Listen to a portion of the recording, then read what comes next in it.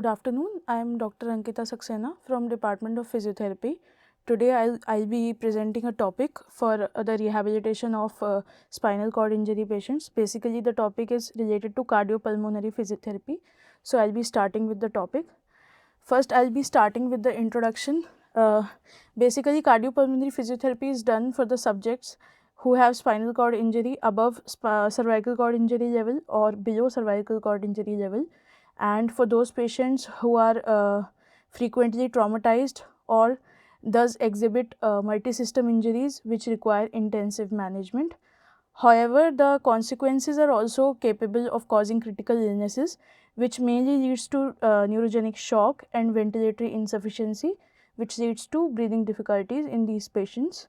Intensive care management in these patients has mostly greatest impact in improving their lung capacity, which further improves their overall condition and thus brings them back for following normal activities of daily living. So, first I will be starting with the parameters, basic parameters which should be considered before starting the exercise protocol are divided into 5 questions which we should mainly cater for the treatment of these patients. First one is, do spinal cord injury patients require treatment in specialized centers with specific cardiopulmonary protocols and access to ICU care? Because if there is no access to ICU care, these patients will not be able to survive. Second question is, what is the time at risk for cardiopulmonary complications requiring ICU management availability? So, how much availability of the therapist is there in that particular area?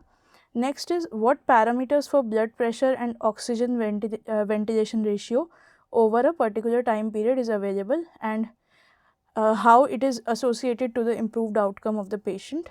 Next is there any risk factor which is predictive of the need for ICU management, or the patient is stable, or if he or she can be treated in normal ward management. The last question is, what preventive strategies can be undertaken to reduce the risks of cardiopulmonary complications which require ICU care? But these risk strategies exclude DVT prophylaxis, surgical management and nutrition. So, next topic is assessment of cardiopulmonary fitness. There are certain parameters which should be considered before taking the physiotherapy, before starting the physiotherapy protocol of the patient. So, for assessment, basically cardiovascular fitness assessment is essential to directly determine training or conditioning intensities required to elicit improvements in cardiovascular and cardiometabolic health of a trained individual. Gold standard lab-based assessments, which is with an ergometer, arm crank and wheelchair treadmill, is becoming more common nowadays, but it is particularly related to sport fitness regimes. Along with this, equipment standardization, constraints which are used and position for testing before starting any kind of strenuous exercise which leads to cardiovascular incidents is very important. So, precautions should be considered before starting an exercise protocol. Now, the components for assessment of cardiovascular fitness. First is, before completing any kind of maximal exercise testing protocol, a physiotherapist should obtain a detailed medical and surgical history to identify indications for an exercise test and determine any kind of underlying condition.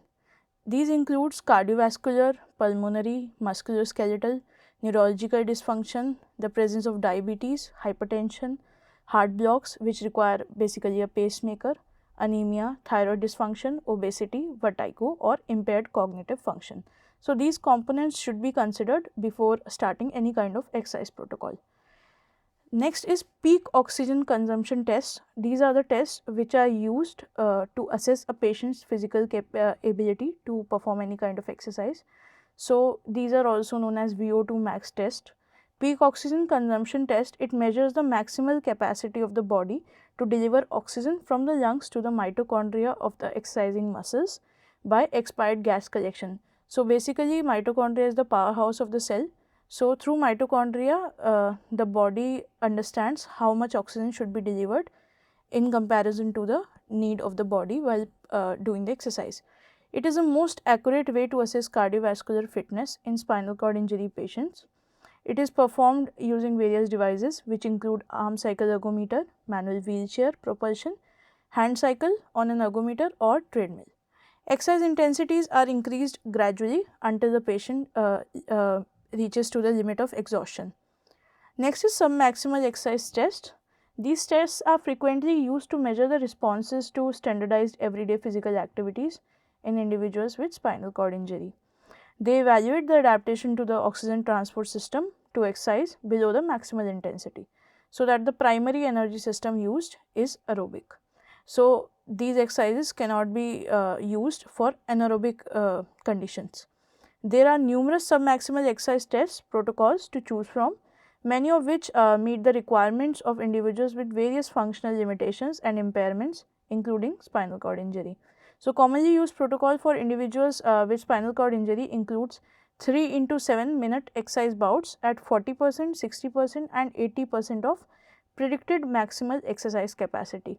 So, predicted maximal exercise capacity can be calculated through a formula which I will be explaining in the subsequent slides. So, next is the factors which are considered when selecting the appropriate test.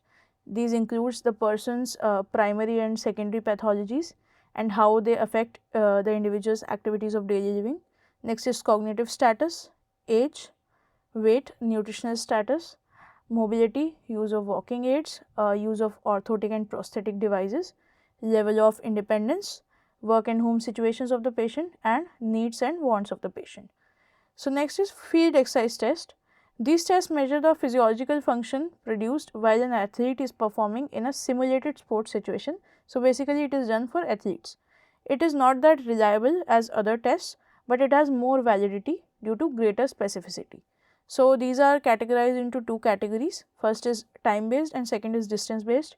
For time based, measurements of distance travelled over a set period of time is taken. For example, 12-minute push standardized test. Second is distance based. These are measurements of time taken to complete a certain distance. Example, time taken to complete 1 kilometer of distance. So, implications for rehabilitation. The use of regular cardiovascular capacity testing during spinal cord injury rehabilitation allows the physiotherapist to monitor the impact of rehabilitation. So, incremental arm ergometry with small increments per stage is the best means of assessment for peak cardiovascular capacity for individuals with spinal cord injury. A submaximal wheelchair ergometer test is also preferable for the assessment of daily life functioning. Systemic reporting on test termination, peak outcomes, criteria and adverse events is the key to enhancing the comparability of results. So, next is response to cardiovascular fitness training. So, how the body reacts to any kind of fitness protocol which we intend to do for the patient. So, it is influenced by the level of spinal cord injury, its completeness and the extent of injury. Individuals who experience cervical cord injury experience quadriplegia.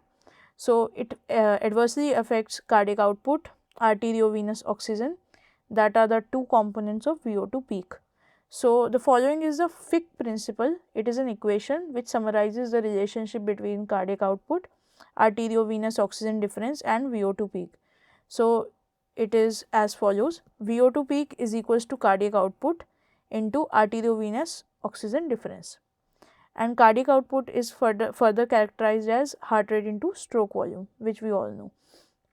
So, the exercise prescription for these patients is several national and international organizations, for example, American College of Sports Medicine, which we usually refer to ACSM guidelines, provide clinicians and allied health professionals with guidelines on how to screen, assess and when appropriate prescribe the exercise protocol for different population groups.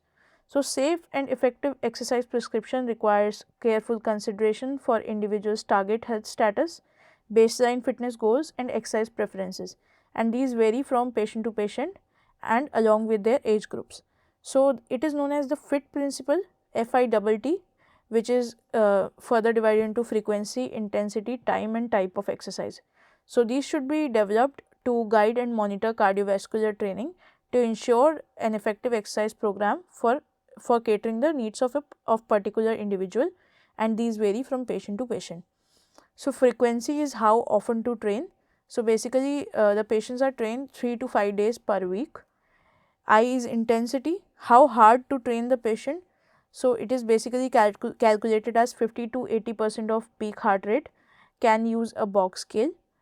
Next is time of exercise. So, how long a particular exercise protocol can continue, which varies from patient to patient, but normally is divided into 20 to 60 minutes. And last is T for type of exercise. So, which exercise should be done? So, it is subcategorized into 3 types: continuous training, which requires training at a continuous pace without any rest.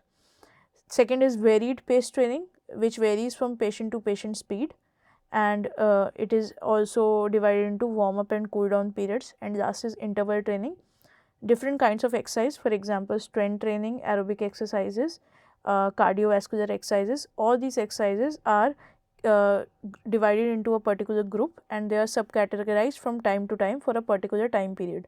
For example, for 60 minutes, first the patient starts with warm up, then interval training, then strength training, then aerobic exercise, followed by cool down. This is how it goes. Other exercise training considerations can also be taken, like upper limb training. So, from vigorous intensity to moderate intensity to low intensity, the ratio goes like this. Arm exercises are done. Hand cycling movements can be done. Arm ergometer can be used. Crank ergometry can also be used. Second variation is treadmill training can be done. So, there are different variants for treadmill training. So, from high intensity to moderate to low intensity, the protocol remains the same. And third is the functional electrical stimulation, which is known as FES. This can be used to enhance the patient's ability to perform the exercises. So, in this, electrical stimulation is done for a particular group of muscles. So, these group of muscles stimulate and thus enhance the patient's ability to perform any kind of exercise. So, the references for this topic are paraski assessment, which is physical activity recall assessment for people with spinal cord injury. Second is proactive ski toolkit, which is a toolkit for athletes who have spinal cord injury.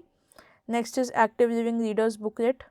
Next is spinal cord injury Action Canada knowledge mobilization training series. It is a series which is divided into groups, topics. Per topic, physiotherapy treatment is given according to the patient's condition. And I have taken I have used an article which is a systematic review of intensive cardiopulmonary management after spinal cord injury. It is published in Journal of Neurotrauma. So, all these references are used for this PPT, and you can also use these scales and variants to read the topic in more detail. Thank you.